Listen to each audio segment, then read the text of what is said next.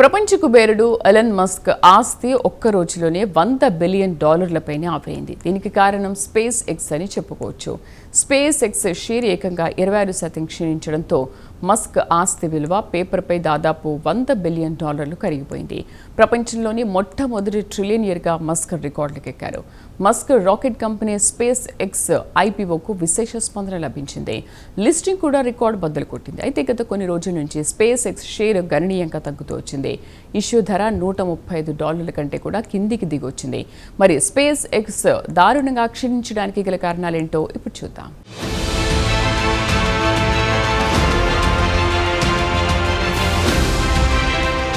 ప్రపంచ చరిత్రలో మొట్టమొదటి ట్రిలియనీగా ఎలన్ మస్క్ రికార్డుకెక్కారు. మన ఇండియన్ కరెన్సీ ప్రకారం చెప్పుకోవాలంటే డాలర్ మారకంతో రూపాయిని లెక్కిస్తే దాదాపు 96 లక్షల కోట్లకు పైమాటే. ఈ నెల 12న ప్రపంచ చరిత్రలోనే అతిపెద్ద ఐపీఓకు వచ్చారు. ఒక షేర్ని $135కు విక్రయించారు. సుమారు $85.7 బిలియన్ సేకరించారు. నాస్డాక్లో లిస్ట్ అయిన షేరు మొదటి వారంలో సుమారు 67% వరకు లాభాలతో దూసుకుపోయింది.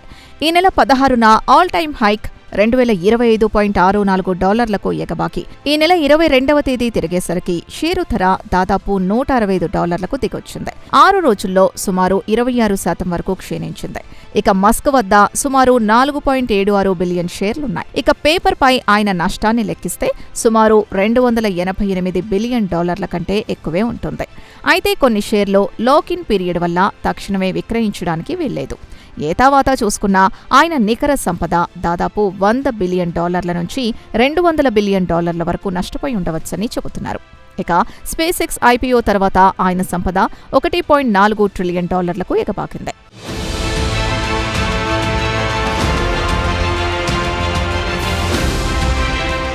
మరి అకస్మాత్తుగా స్పేస్ ఎక్స్ షేర్లు దారుణంగా క్షీణించడానికి కారణమేంటి అంటే, ఈ నెల 22న స్పేస్ ఎక్స్ ఒక ప్రకటనలో అన్సెక్యూర్డ్ నోట్స్ అంటే బాండ్ల ద్వారా మరో $20 బిలియన్ రుణాలు సేకరిస్తున్నట్లు వెల్లడించింది.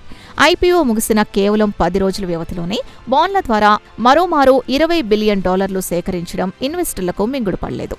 ఇన్వెస్టర్లు వెంటనే తమ వద్ద ఉన్న షేర్లు విక్రయించారు. మస్క్ $85.7 బిలియన్ ఐపీఓ ద్వారా సేకరించి మరో $20 బిలియన్ బాండ్ల ద్వారా సేకరిస్తే మొత్తం సుమారు $100.8 బిలియన్ సేకరించినట్లు అవుతుంది. అయితే స్పేస్ ఎక్స్ వాదన విషయానికొస్తే సేకరించే డబ్బు తక్షణమే వినియోగించవని, చౌక రుణాలు సేకరించి భవిష్యత్ అవసరాలకు వినియోగిస్తామని ఇన్వెస్టర్లకు సర్ది చెప్పింది.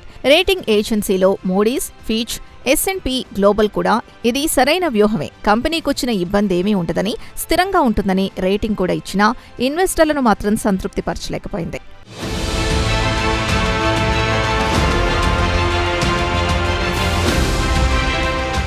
స్పేస్ ఎక్స్ ప్రభావం మస్క్కి చెందిన టెస్లాపై పడింది. ఇక మస్క్ సంపదలో దాదాపు 25% టెస్లా ఆక్రమిస్తోంది. టెస్లాలో మస్క్కు 11% వాటాలున్నాయి.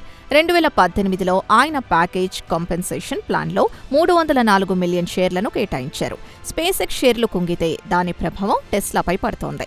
సోమవారం నాడు టెస్లా షేర్లు $375కు దిగొచ్చింది. అంతకుముందు సుమారు $400 వద్ద ట్రేడ్ అయిన షేర్ సుమారు $25 నష్టపోయింది. మరో 6% వరకు షేరు ధర తగ్గే అవకాశాలున్నాయని జెఫ్రీ ఎనలిస్ట్లో ఫిలిప్ సి హోచియస్ అభిప్రాయపడుతున్నారు.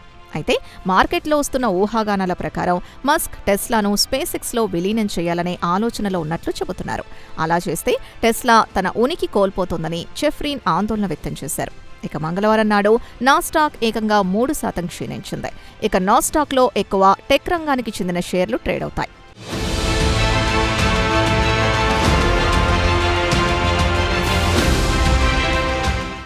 నాస్డాక్లో ఐటీ రంగానికి చెందిన షేర్లు అమ్మకాల ఒత్తిడికి గురయ్యాయి.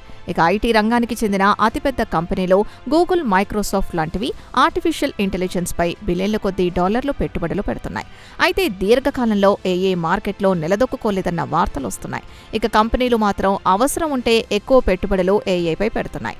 దీనివల్ల పెద్ద కంపెనీల లాభాలు, మార్జిన్ దారుణంగా క్షీణించే అవకాశాలున్నాయని మార్కెట్ వర్గాలు ఆందోళన వ్యక్తం చేస్తున్నాయి. అయితే గత కొద్ది నెలల నుంచి ఏఐపై పెద్ద ఎత్తున కంపెనీలు పెట్టుబడులు పెడుతున్న క్రమంలో ఇన్వెస్టర్లు లాభాలొస్తాయని ఐటీ రంగానికి చెందిన షేర్లు పెద్ద ఎత్తున కొనుగోలు చేశారు. దీంతో ఐటీ షేర్లు ధర పలు రెట్లు పెరిగాయి. ప్రస్తుతం ఏఐ వాస్తవ విలువ తెలిసిన నేపథ్యంలో ఇన్వెస్టర్లు ఉన్న షేర్లను వదిలించుకుని సొమ్ము చేసుకోవడానికి ఎక్కువ మొగ్గు చూపారు. ఇక మార్కెట్లో అతిపెద్ద సెమీ కండక్టర్ కంపెనీలు ఎన్విడియా, ఇంటెల్ లాంటి షేర్లు దారుణంగా క్షీణించాయి.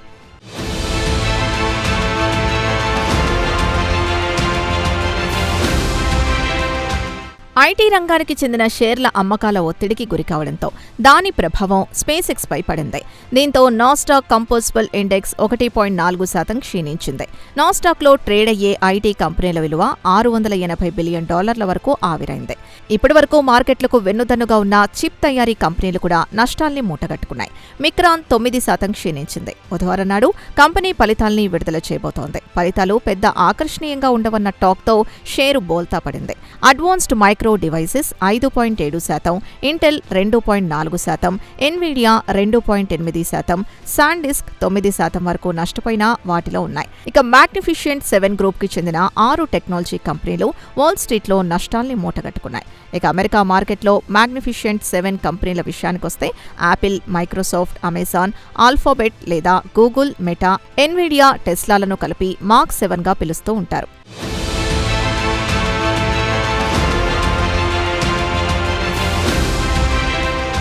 ఇక అమెరికా స్టాక్ మార్కెట్లో మంగళవారం దారుణంగా క్షీణించడానికి ప్రధాన కారణం ఐటీ కంపెనీలు ఏఐపై విచ్చలవిడిగా పెట్టుబడులు పెట్టడమే.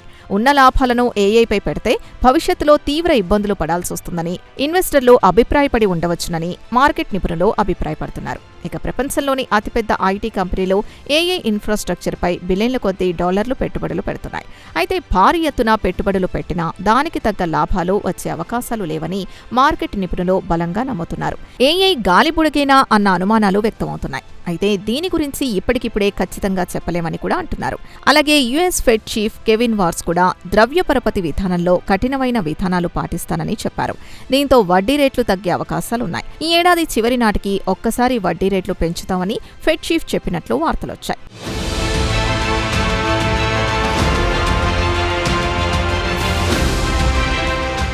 ఇక స్పేస్ ఎక్స్లో ర్యాలీ ఏర్పడ్డానికి కారణం ఖచ్చితంగా రిటైల్ ఇన్వెస్టర్లే అని చెప్పక తప్పదు. బ్లూంబర్గ్ సమాచారం ప్రకారం లిస్టింగ్ అయిన 5 రోజుల్లో ఇన్వెస్టర్లు 405 మిలియన్ షేర్లు కొనుగోలు చేశారు. మ్యాగ్నిఫిషియంట్ 7 కంటే కూడా స్పేస్ ఎక్స్ పై రిటైల్ ఇన్వెస్టర్లు పెద్ద ఎత్తున పెట్టుబడి పెట్టి షేర్లను కొనుగోలు చేశారు. రిటైల్ ఇన్వెస్టర్లు చొరవ వల్లే లిస్టింగ్ అయిన తర్వాత మార్కెట్లో స్పేస్ ఎక్స్ దూసుకుపోయింది. అయితే ఏఐపై ఐటీ కంపెనీలు పెద్ద ఎత్తున పెట్టుబడులు పెడుతున్నాయి. దానిపై అంత లాభాలొస్తాయా రావా అన్న అనుమానాలతో మార్కెట్ నష్టపోయింది.